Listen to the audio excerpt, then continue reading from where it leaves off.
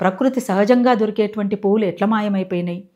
నల్లమల్లలో పుట్టినటువంటి తంగెడు పువ్వు చాలా చోట్ల ఇవాళ కనిపించట్లేదు.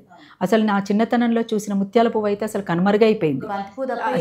బంతి పువ్వు అంటే పెంచుతున్న బంతి పువ్వులు ఇవి కూడా తోటలు పెంచుతున్నారు, పెంచి అమ్ముతున్నారు.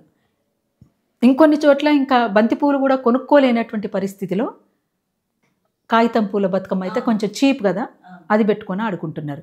ఇంత పరిస్థితి ఎందుకు వచ్చింది? వాస్తవంగా ప్రకృతి సహజంగా దొరికేటువంటి పూలతోటి పేర్చేటువంటిదే బతుకమ్మ. అంటే ఇవాళ ప్రకృతితో ముడిపడినటువంటి జీవితాలు ఎవరివి, అసలు వనరులతో కూడుకున్నటువంటి పూలు ఏమిటి అనేటువంటిది. అందుకోసమే ఇవాళ ప్రకృతి విధ్వంసం అయితే ఈ పూలు దొరుకుతలేవు.